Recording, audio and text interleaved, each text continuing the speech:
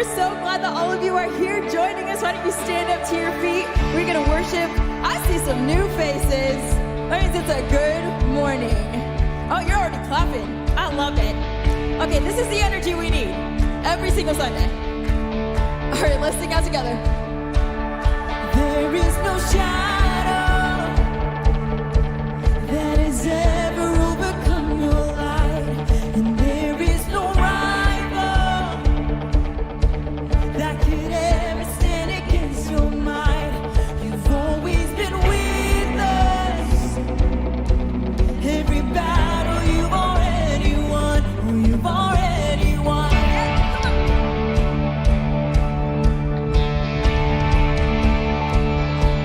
And there is no weapon that has ever left a mark on you.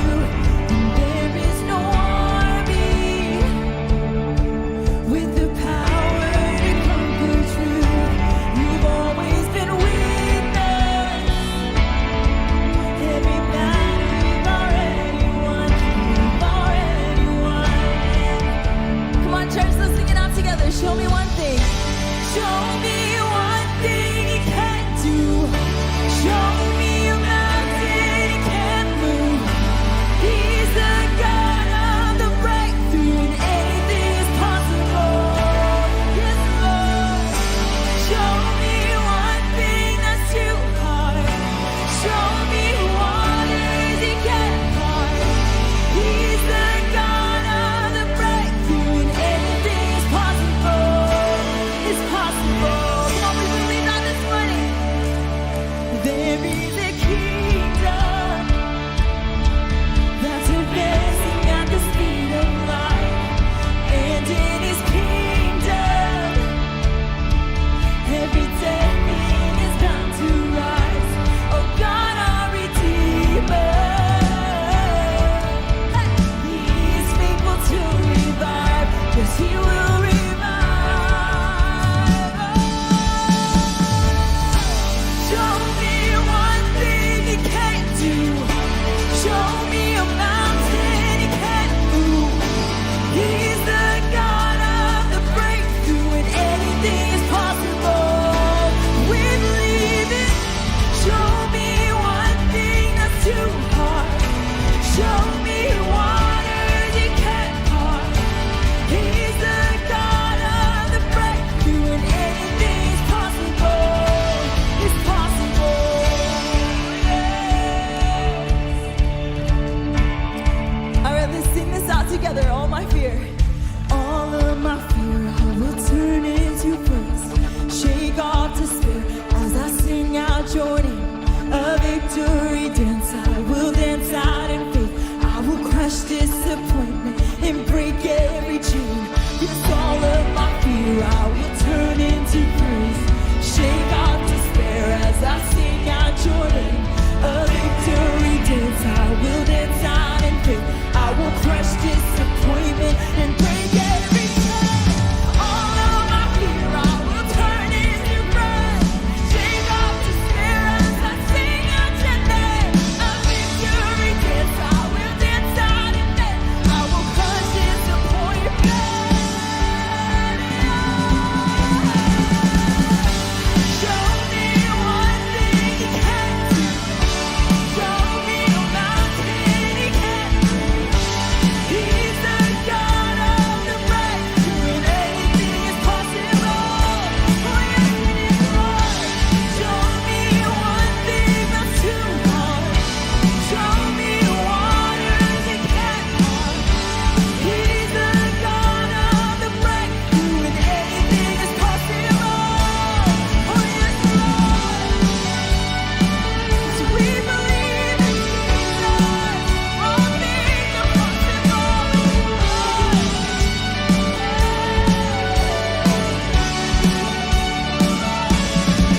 Come on, if you know that to be true, would you give Jesus some praise this morning? Yes, Lord. God, we thank you for that truth. God, that all things are possible with you. God, that in any situation and circumstance, God, we can be confident knowing that you're with us. There's nothing more powerful than you. So God, as we continue to sing, we bring those things to you. We bring those things to your feet, God. Here is where I lay it down, every burden, every crown. This is my surrender. This is my surrender. Here is where I lay it down, every lie and every doubt. This is my surrender. Come on, let's lift it up to him this morning. I'll make room for you. Come on, just reach out to him to do whatever you want to do whatever you want to. I'll make room for you to do whatever you want to do whatever you want to. Here is where I lay it down, every burden, every crown. This is my surrender. This is my surrender. Here is where I lay it down, every lie and every doubt. This is my surrender. And I will make room for you to do whatever you want to do whatever you want to. I will make room for you to do whatever you want to do whatever you want to. I will make room for you to do whatever you want to do whatever you want to. I will make room for you to do whatever you want to do whatever you want to.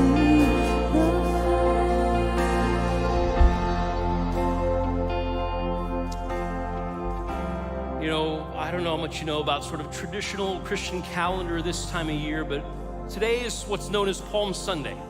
And in different traditions, that's recognized different ways, but it's all inspired by this moment when Jesus arrived in Jerusalem on that incredible week that changed everything. And for years and years, centuries actually, Jewish prophets had promised there would come a day when God would set his people free with a new deliverer, a Messiah, a king.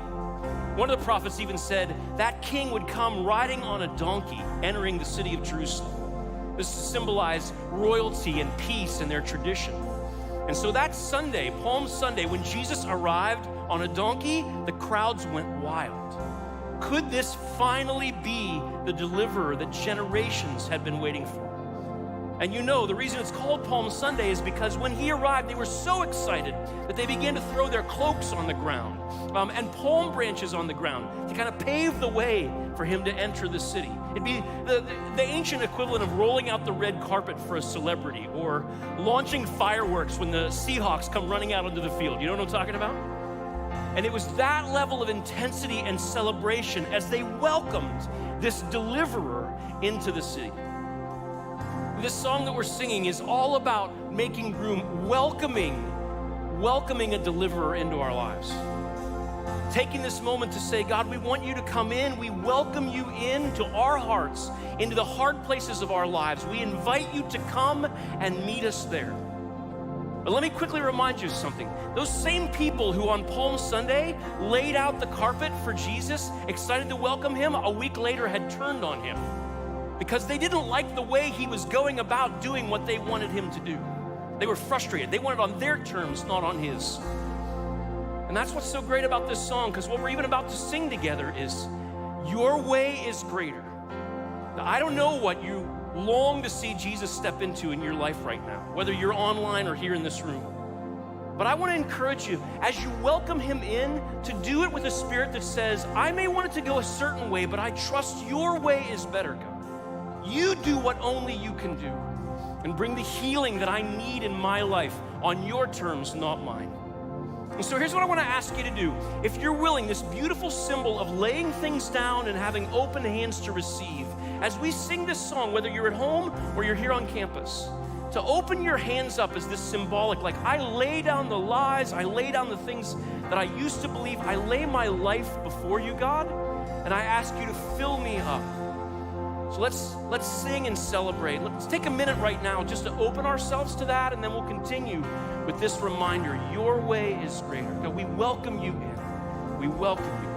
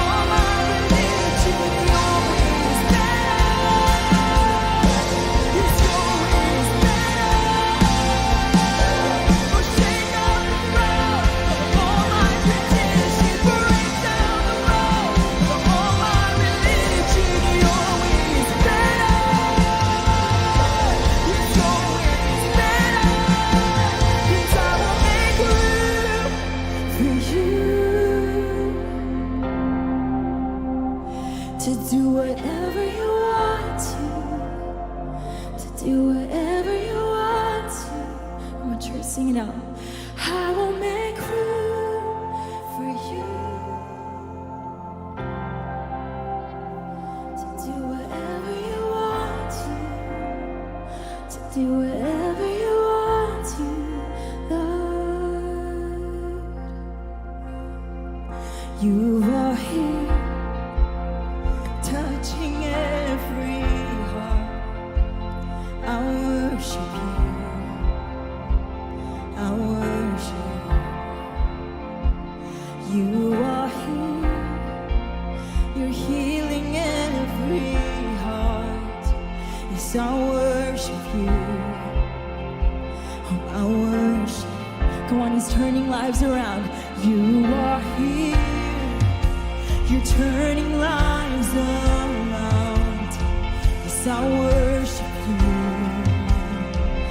I worship. You are here, you're mending every heart. Oh, I worship you, I worship you. You are the way maker, miracle worker, promise keeper, light in the darkness, my God, that is who you are.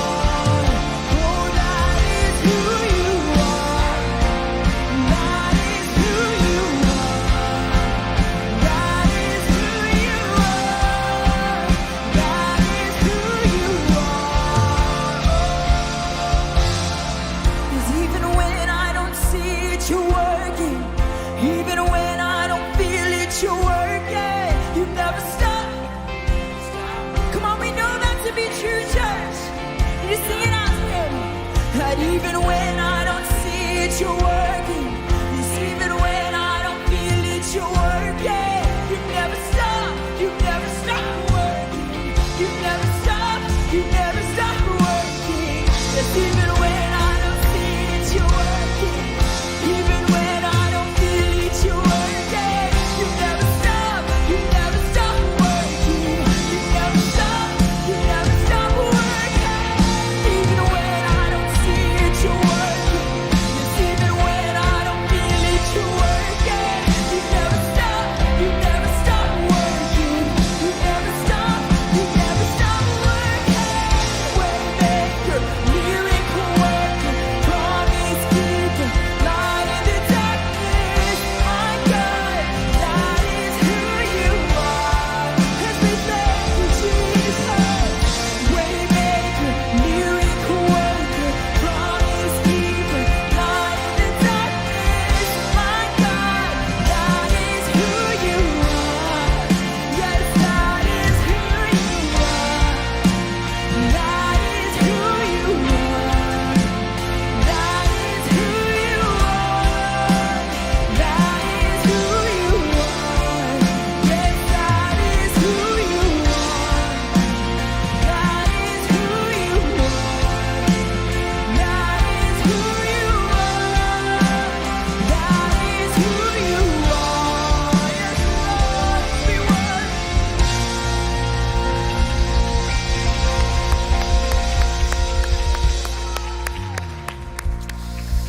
You can have a seat, please. It is so good to see you guys. And welcome to North Shore. Those of you here on our Kirkland campus, it's great to see you. You guys look great. Most of you, for the most part, I guess. Yeah, a couple of spotty ones. And for you guys online, it is great to see you. I'm sure you look great too. Even if you don't, who cares? We're thrilled that you're here, and hope you have a fantastic time with us over this next hour or so. If maybe you are here for the very first time, we want to welcome you to North Shore. My name is Jonathan Wolfgang. I'm part of the team. In fact, whether you're new or you've been here many times before, can I ask you to do me a favor? On the back of the chair in front of you is a little green card like this. It says connection card. Would you grab one of those if you can? And for those of you who are online, you can just scan that QR code that's there on the screen. And this is a cool tool that we ask everyone to just fill out week in and week out because it just helps us know how we can help. If there's questions you have, there's a section you'll find on here about a prayer request. I just know people come every week and there are things they're dealing with, pressures and struggles, and maybe you'd like someone to pray with you about that. And you can write that on there. Our pastoral staff, as well as some of our prayer teams, they receive those. They're kept quiet, but they're kept within that team, and they pray, literally pray for those needs every week. And you don't want to miss out on that. If there's something going on you'd like some prayer for, if there's a next step you want to take, whatever it might be, you can fill one of those out, and then at the end of the service, you can drop those off in the buckets as you leave, or of course, just submit it there online. And if you are here for the first time, you can take one of these out to our guest services area, hand that to them. They'd love to give you a gift just to say thank you for being with us today. We won't come to your house or hunt you down, but we just want to say thanks. So make sure you take advantage of that here on our Kirkland campus. Now, we are so excited. There are so many big things around the corner. Many of you know, of course, next week is Easter, which we're so excited for. And there's so many special things that will be happening in conjunction with that. But one of the ones that we're most excited about is a big baptism celebration that is planned for next Sunday. You know, kind of throughout church history, Easters were often when baptisms were celebrated, because you think about it, baptism is sort of this picture of being buried and resurrected in the water. It's like reenacting Easter. And I still remember when I was baptized in a little church in Western Pennsylvania, Norwin Christian Church, Irwin, PA. That's where I grew up. And I still remember how cold the water was. We warmed the water up, I promise, all right? And next week, we're going to be celebrating that. Some of you may remember that moment in your life when you took that step. But if you haven't taken that step yet, Easter is the perfect time to do it. And you can either mark that on the card or stop by our guest services. They'd love to answer any questions that you might have about baptism and help you be part of that experience. So it's not just on big holidays like Easter that great things are happening. Week in and week out, we continue to hear stories of how people's lives are being impacted and changed because of what God's doing here. And we just want to say thanks for the part you play in that. In fact, just this recently, there was a dad who came in, and He was struggling with a number of different things, just a lot of turmoil in his family and his financial life and struggles. And he was a single dad with a young daughter. And he came asking if there was any way we could just help. They were a little short on rent and had struggled in a number of different ways. And so someone from our team was able to sit down with them, able to hear their story, able to walk through the different needs they had. And because so many people here at Northshore are so generous, we were able to step in and help meet that need for them. We were able to cover the rent that they were short. We were able to help them get back on their feet. And just recently, that dad reached back out to us and he just said, thank you. Thank you for the difference that made, not just for the finances, because of course that mattered a lot. But the thing he specifically talked about was what it meant to have someone who would just listen, who would hear his story, who actually cared about what he and his family were going through. The money was great, but knowing somebody was there that cared was even greater. And I want to just say, for those of you online and you in this room, if you're part of giving at this place, you play a part in that. You help create that kind of space that God's using to touch lives, so thank you. And if you want to be part of that, of course, you always can. You can give at the exits here on our Kirkland campus, or of course you can give at northshore.church/give and be part of meeting those kinds of needs and creating that kind of space that so many people in our world need so much. So thank you for being part of that. Well, as I said, Easter's just around the corner, and there's all kinds of details of the different celebrations going on, and rather than me tell you all about it, we put a little video together to help you get familiar with what's coming. So take a look at this.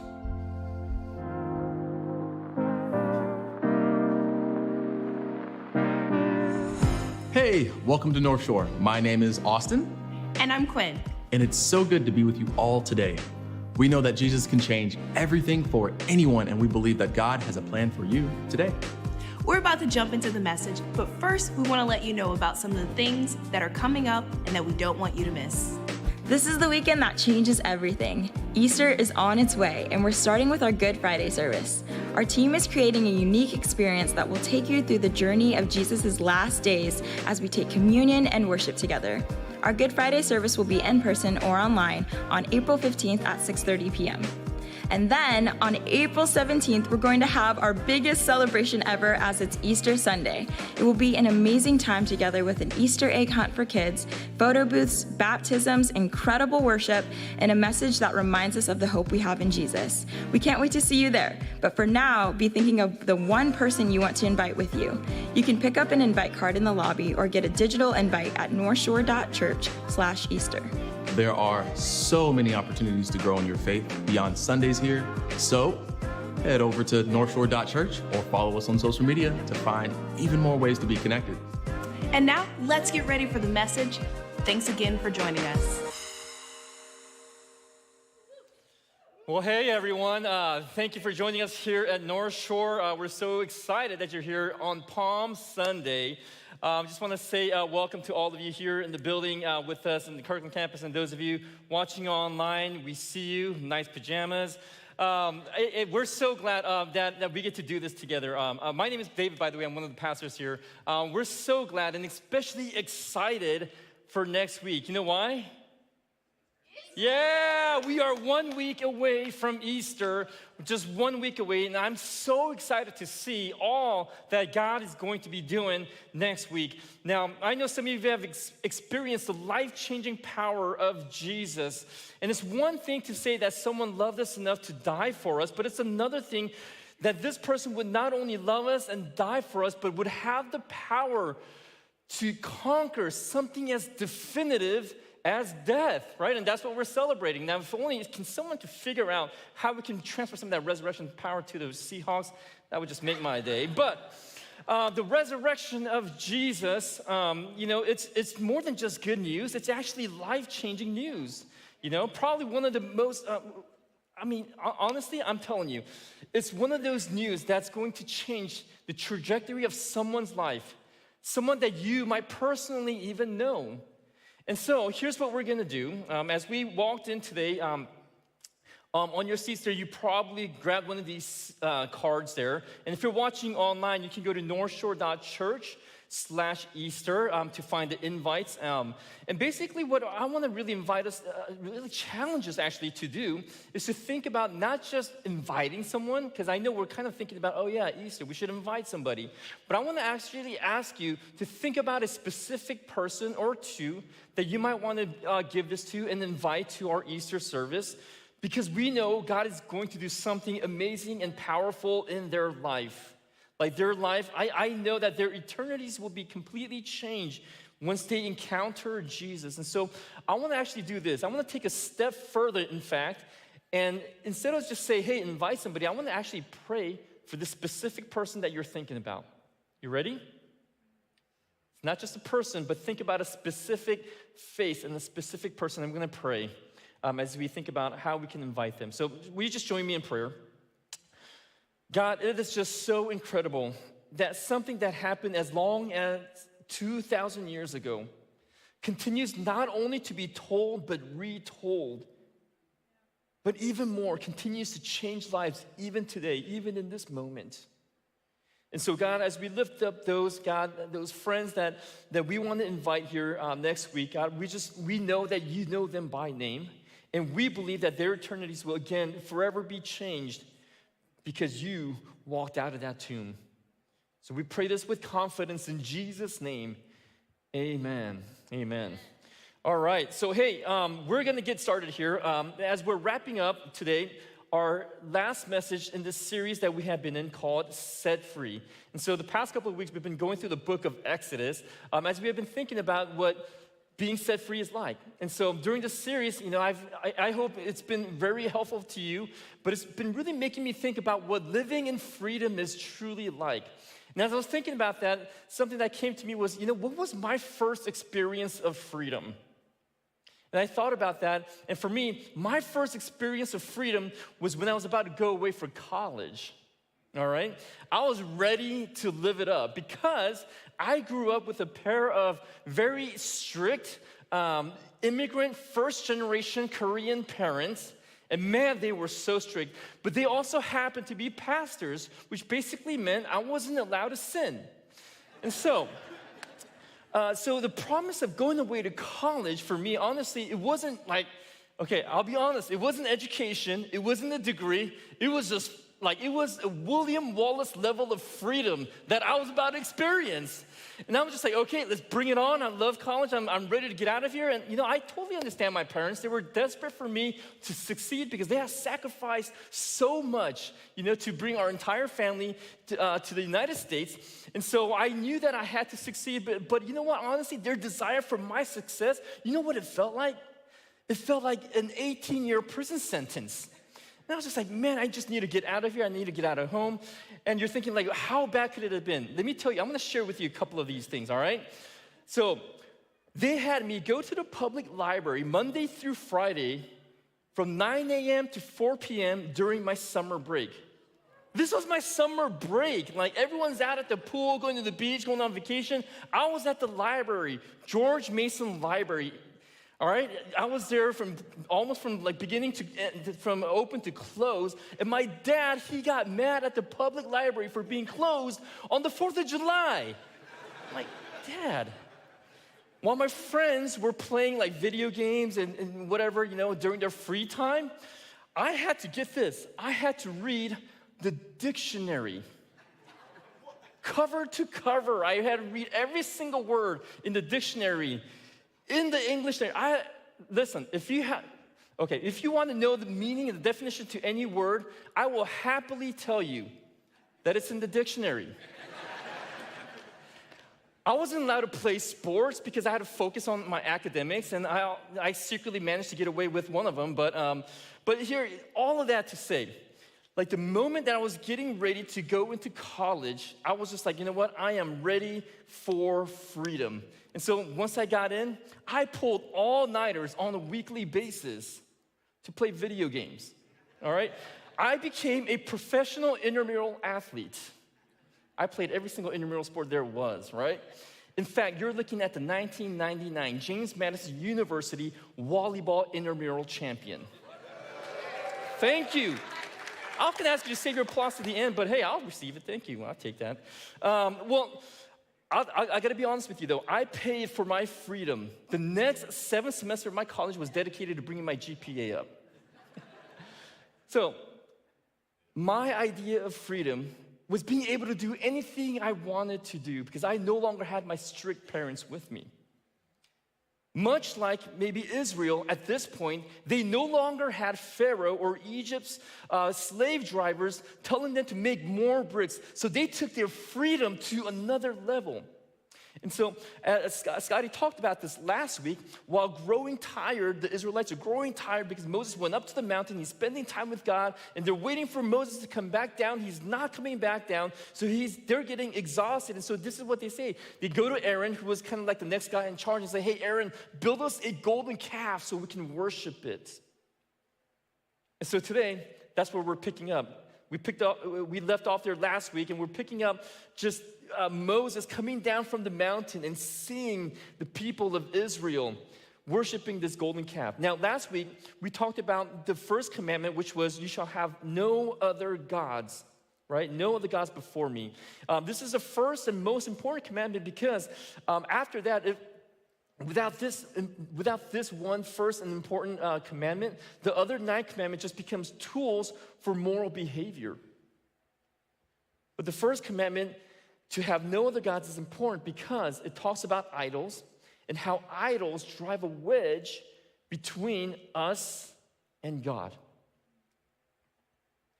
And so God's response, this is what happens when Moses comes down. Moses is mad, God is mad, the people are scared because everyone's mad at them. And so this is what happens. We're going to stay in Exodus 33 today. Verse 1, it says, then the Lord said to Moses, leave this place, you and the people you brought up out of Egypt, and go up to the land I promised on oath to Abraham, Isaac, Jacob, saying, I will give it to your descendants. I will send an angel before you and drive out the Canaanites, Amorites, Hittites, Perizzites, Hivites, and the Jebusites. Go up to the land flowing with milk and honey. But listen to this.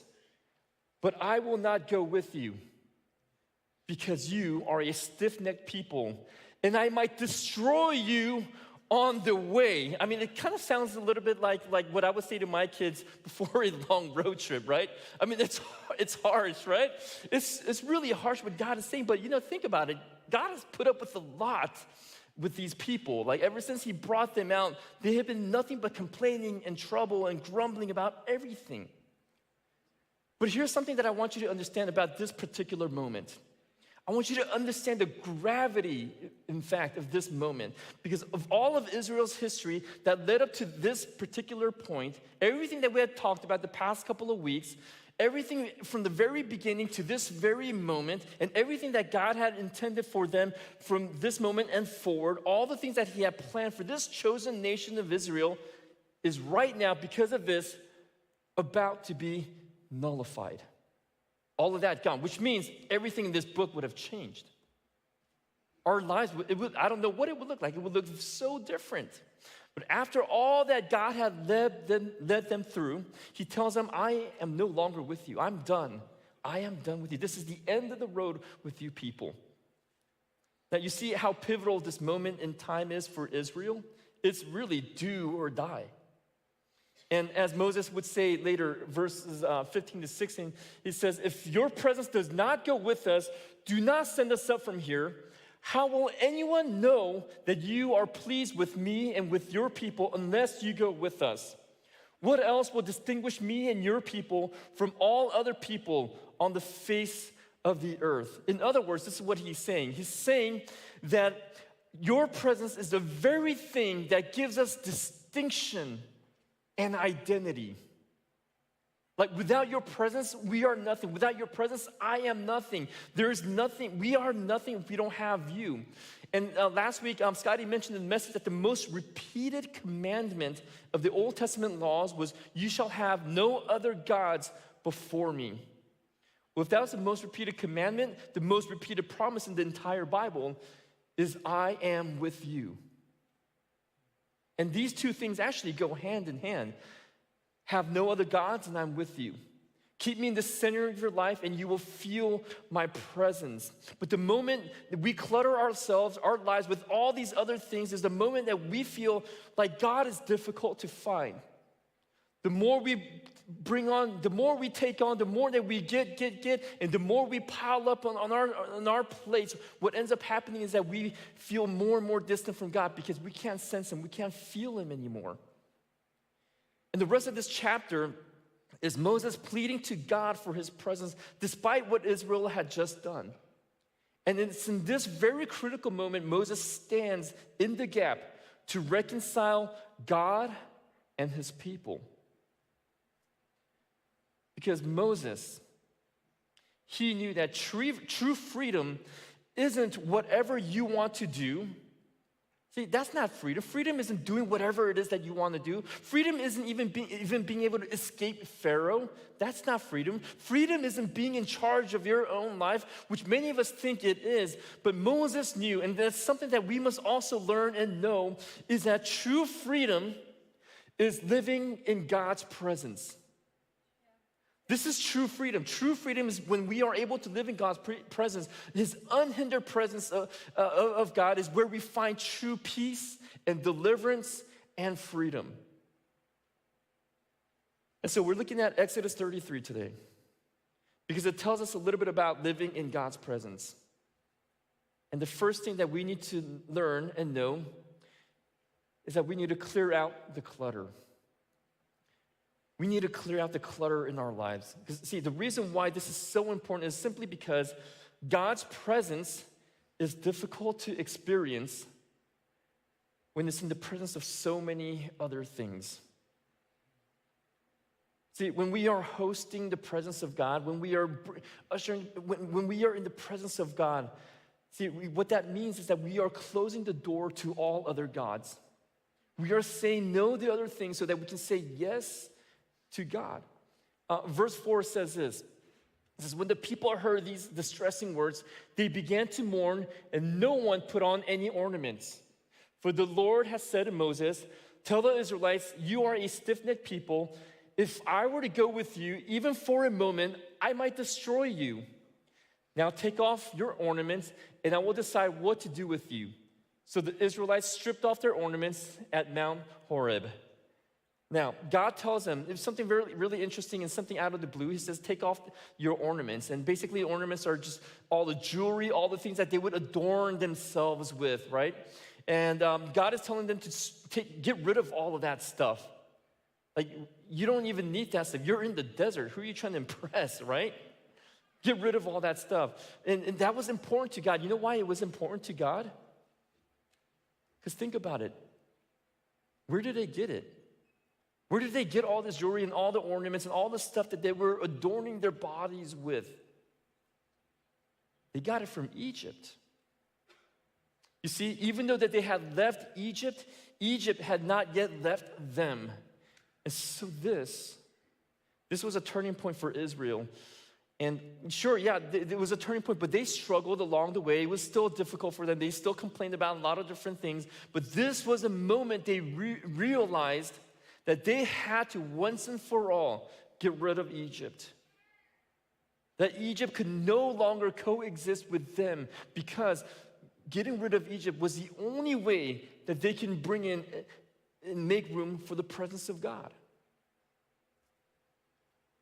And I think we need to do the same thing too. It's not necessarily Egypt, but there are things in our lives, and this is tricky. Like, it's tricky because we have so much clutter in our lives, so many things in our lives. But here's the thing, here's the tricky thing about clutter is that you don't see it when you're living in it, right? You walk into your house and you see the same old thing, but a new person walks in and they'll see all sorts of things.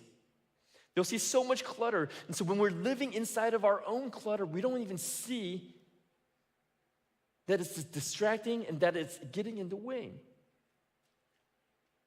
So spring is officially here in Western Washington, right? And some of you guys are really excited about that. But you know, spring frightens me. You know why? Because there's this like religious practice called spring cleaning that just sucks the life out of me. It just sucks the living soul out of me. Like, I look at my garage and I just get like PTSD. I'm like, no, oh my gosh, no, I can't. Because I remember, like, even growing up, these are the things that I had to do for my family. And so I'm thinking, you know what, okay, this is so, like, intimidating for me, because here's what happens is that during spring cleaning, you have to face the fact that there is all this trash, all this useless stuff, all the boxes from Costco that you didn't break down, you just threw inside the garage, and you're like, oh my gosh, where did all these boxes come from, right? And you realize, man, we have so much stuff. Where did all this stuff come from? And you realize it finally in that one moment. Now, let me tell you about all this stuff that we have in our lives. They're not necessarily bad things. They're not always bad. You know, they're not always toxic things.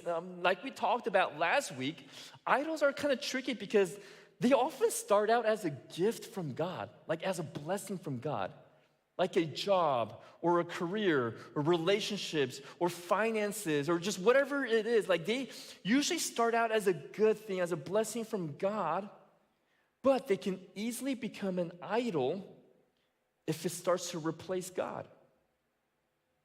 This means that we have to this is what we have to do. We have to sit down and really do a very honest inventory of our lives. We're filling our garages, our closets, our storages, our drawers, our glove compartments, our purses, our bags, our minds, our calendars with so much stuff. How in the world are we ever going to find peace? There's no reason that we don't have any peace. It's because we're constantly filling ourselves with stuff, thinking that will satisfy us, only to realize that's the actual thing that is driving a wedge. The more we add on, the greater the distance that we have between us and God. And so here's what we have to do. You know, don't say, I'll try harder to focus on God. We can't say that. We can't say, no, I'm going to try to spend more time with God. I mean, all that is cute, but you will utterly fail because that's not the problem. The problem is all the stuff that we have accumulated and have left no room for God. It's not trying to add God on top of all the clutter and all the stuff that we're doing. We got to actually get rid of some stuff so that we can make room for God. So the first thing that we need to do is remove things that's keeping us from God, which leads us to the second thing, because I know that we're going to blow it. I do all the time. The second thing is this, because God always gives us a way back to His presence.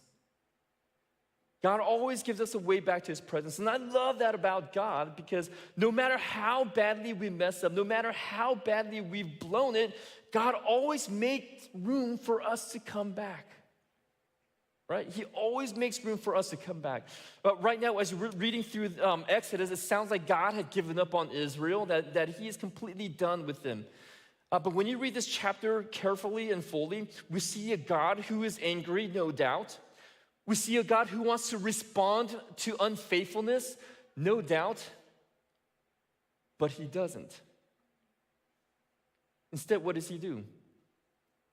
God lingers. And this might be maybe the most gracious thing that He could have done in that moment, because God could have completely wiped them off the face of the earth. He could have walked away and said, you know what, I am done with you people once and for all. And as God, He was well within His right to be able to do any of those things. But instead, He lingers. He stalls. Not because He's indecisive, but because He hasn't yet given up on His people. And even though He doesn't say this outright, the fact that they are still alive is a demonstration that God is making a way for them to come back to Him. Now, verse 7, this is what it says. Now, Moses used to take a tent and pitch it outside the camp some distance away, calling it the tent of meeting. So Moses pitches a tent outside, and it's called a tent of meeting. And I mean, okay, it's not that creative, but I mean, give him a break. I mean, he's going through a lot right now, right? I mean, he's got a lot to deal with. So he calls it a tent of meeting, and he has this meeting with God. And I mean, the thing is that this tent of meeting isn't even within the camp of Israel. It's actually outside, because Israel is not feeling like they're worthy of God's presence in their midst, because God is so furious. But still, God lingers, because God hasn't given up. And He's just waiting. And so Moses, he goes into the tent, and this is what we find in verse 12. Moses said to the Lord, "You have been telling me, lead these people, but you have not let me know whom you will send with me. You have said, I know you by name, and you have found favor with me. If you are pleased with me, teach me your way so I may know you and continue to find favor with you. Remember that this nation is your people." And listen to this. The Lord replied, "My presence will go with you, and I will give you rest." I'm gonna stay there for a little bit. You look at this and you're like, oh man, mission complete. Moses did it. God, he changed God's mind. But you know what? When you look at the original language of this text, the words "you" is actually in the singular. What God is saying is basically saying is, my presence will go with you, Moses, and I will give you rest, Moses. Moses picks up on this like, time out, God. No, God, okay. I appreciate how much you love me, but there's something else. Like, you have to include the entire nation. Everyone has to be a part of this. And so the passage continues with verse 15. It says, "Then Moses said to him, if your presence does not go with us, do not send us up from here. How will anyone know that you are pleased with me and with your people unless you go with us? What else will distinguish me and your people from all other people on the face of the earth?" Moses is pursuing God on behalf of the people of Israel. It's so different than the passive Moses that we find in chapter 3 and 4. Do you remember that this was our second message of this series where God is calling Moses to be the one to deliver, to take Israel out of Egypt, right? And do you remember how Moses responds in that moment? He's just so afraid and insecure. He throws out all these excuses. God is calling him, and he'll say, you know what? No. What if they don't listen to me, right? I'm not eloquent enough. Like, who am I? I'm a nobody, right? And maybe you resonate with some of that, right? Maybe you're like, you know what? God, like me? Like, do you know who I am, God? Like, God, have you tried Googling me? Like, have you tried Googling David Choi? Like, honestly, like, how many of you have Googled yourself?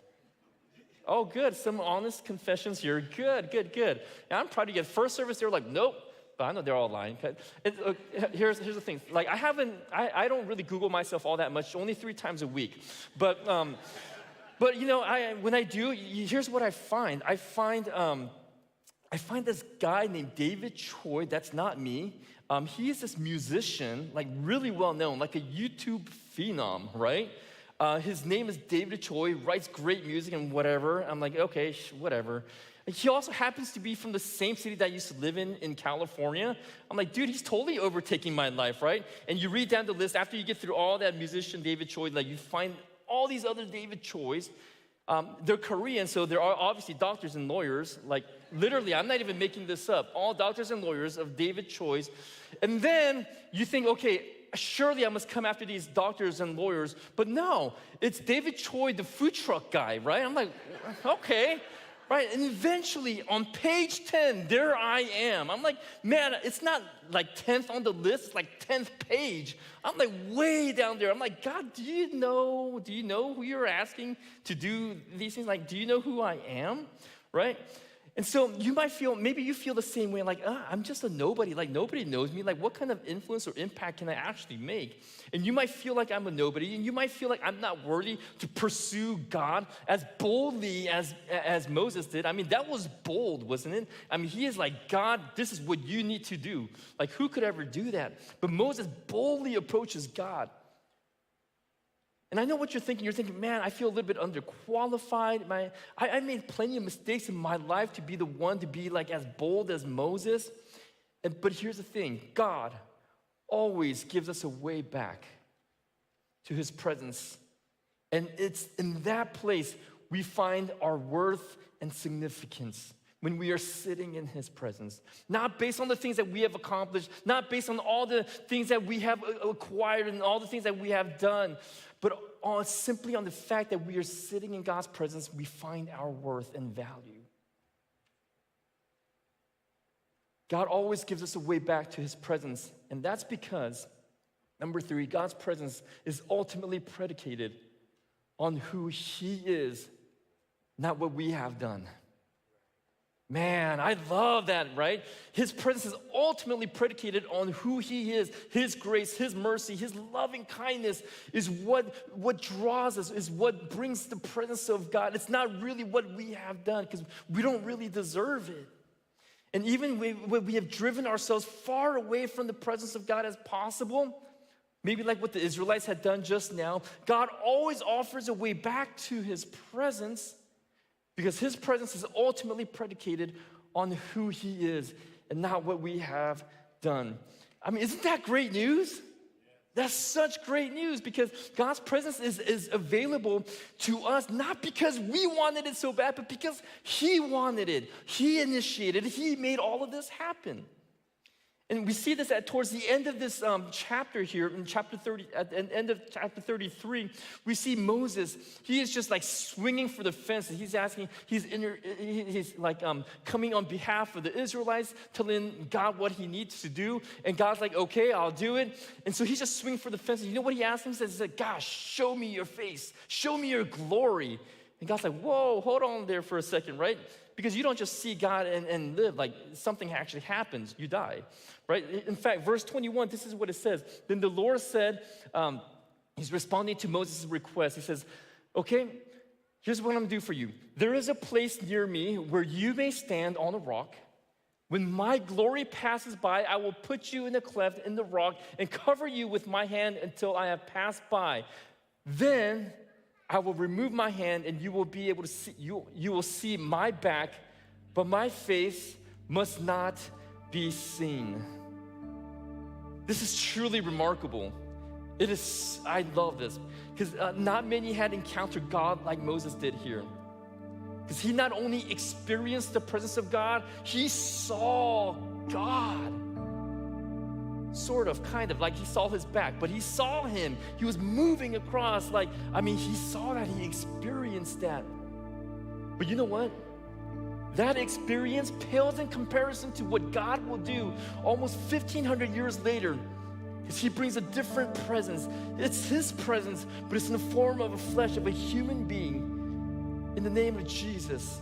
Jesus comes in our midst. He becomes present among us. We can see him, we can touch him, we can listen to him, we can hear him. And through Jesus, we're able to experience the presence of God. But here's the thing is that we don't just get this vague image of God, but we actually get something tangible. But even still, we still miss it because, like Jonathan Wolfgang talked about earlier, during Palm Sunday, people are celebrating him. And you would think, oh man, people finally see him for who he is. But then only to realize their expectation of who their Savior would be was different. Like they didn't fully see him. And it wasn't until in the very end when he hung on that cross, people began to see what he had done and who he was. The Roman centurion that crucified him looked up at the cross and saw him, and it says, surely this is the Son of God. He saw it, he understood it, even though he's the one that physically put him there. See, when Jesus died on the cross, the reason why is because he did something on the cross that no man could ever do. Not even Moses, not any of the prophets, no one else in the Bible, no one else on earth, only Jesus, because Jesus was able to give us access to the presence of God, to all people, once and for all. And all of it was initiated by God. Not so much because we asked for it, but out of the abundance of God's grace, he gave us a gift that we didn't even know we needed. He gave us his presence. He made a way for us. And so as we wrap up this Lent season, as we head into Good Friday and Easter next week, the Bible tells us that when Jesus died on that cross, that Friday afternoon, it says that the veil inside the temple that separated the regular temple space and this little space, space called the Holy of Holies, where the presence of God was so intensely saturated that no ordinary man or woman could walk in and live. But when Jesus died on the cross, you know what happened? This veil that was 60 feet high and 30 feet wide and 4 inches thick, that was not a veil, man, that was a brick wall. But that veil came crashing down. It split in half. And what that did was the presence of God was able to move in and through the people. And they would not die. Why? Because God was satisfied with the sacrifice of Jesus, who was blameless, who was pure.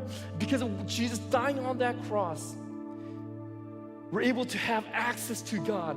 And I know for some of us, we're still living like that veil is still there. And that veil is thicker and bigger than ever. And I don't know, maybe you're feeling that. Maybe there are circumstances in your life. Maybe there are things that are just keeping you from truly experiencing the presence of God. Maybe it's your doing, or maybe it's something that's happened to you, but you're not connecting, you're not feeling God. But I want you to know, I want you to cling to the promise of what Jesus did for us on that cross, giving us access to God, is what sets us free. Being in the presence of God is the very thing that gives us the freedom. It's not trying to get more things. It's not trying to find quick fixes. It's not signing up for this and registering for that. It's really being in the presence of God that we find what true freedom is. And it's in that place that God is calling us to today. So when you go from this place, you're not going by yourself. God's presence is with you. True freedom is available to you. There's no more barriers between us and God. We can walk into confidence because of what Jesus did for us. Again, not because of what we have done, but because of who He is. I want to just invite us to pray. God, thank you for the presence that sets us free. Thank you for who you are. Thank you that you have given us a new life, God. And that it's not really dependent on what we do for you, what we think we could do for you, but it's really dependent on what you had done for us on that cross. You tore the veil, you've given us access, and no matter what it is that we're feeling and struggling with, we can count on the fact that you are with us. We thank you for the promise of a new life that we find in your presence. We thank you. And it's in your Son's mighty name we pray. Amen.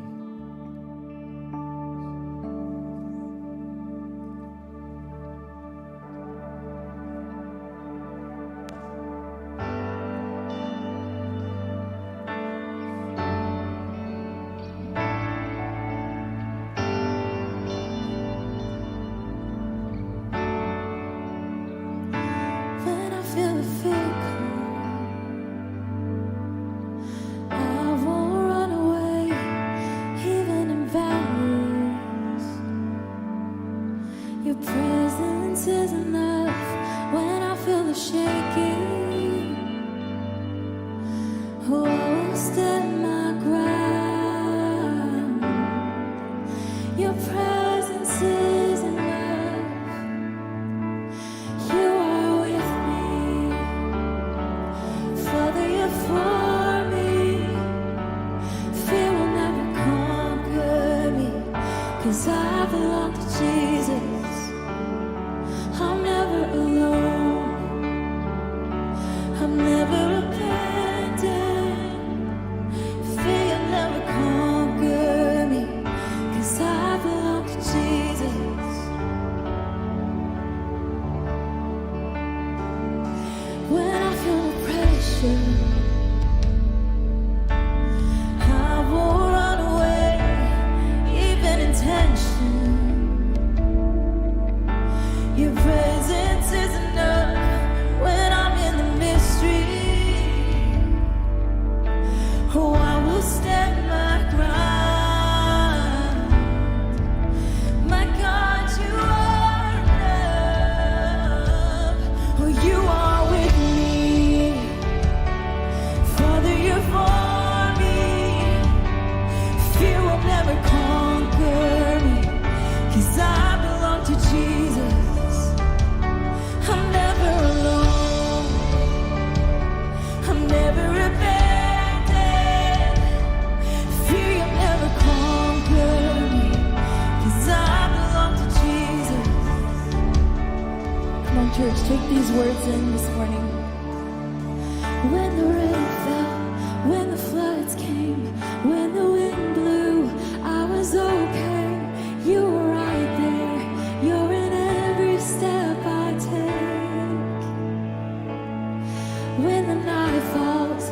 my heart aches. If I stumble, I will not break. You'll be right there. You're in every step I take. When the rain fell, when the floods came, when the wind blew, I was okay. You were right there. You're in every step I take. Oh yes, you are. When the night falls, when my heart aches, if I stumble, I will not break. You'll be right there. You're in every step I take. Lord, you're my shepherd, you're my keeper, my provider, my protector. You surround me. You're in every step I take. Oh, you're the goodness, you're the constant, you're my first love and my future. You surround me. You're in every step I take. Lord, you are with me. Father, you're for me. Fear will never conquer me, 'cause I belong to Jesus. I'm never alone. I'm never abandoned. Oh, fear you'll never conquer me, 'cause I belong to Jesus. You're my shepherd, you're my keeper, my provider, my protector. You surround me. You're in every step I take. Oh yes, you're the goodness, you're the constant, you're my first love and my future. You surround me. You're in every step I take. You are with me. Father, you're for me. You will never conquer me, 'cause I belong to Jesus. I'm never alone. I'm never abandoned. Fear you'll never conquer me, 'cause I belong to Jesus. Church, can we lift our hands as we sing this out? You're my shepherd, you're my keeper, my provider, my protector. You surround me. You're in every step I take. You're the goodness, you're the constant, you're my first love and my future. You surround me. You're in every step I take. You are with me. Father, you're for me. Fear will never conquer me, 'cause I belong to Jesus. I'm never alone. I'm never abandoned. Fear will never conquer me, 'cause I belong to Jesus.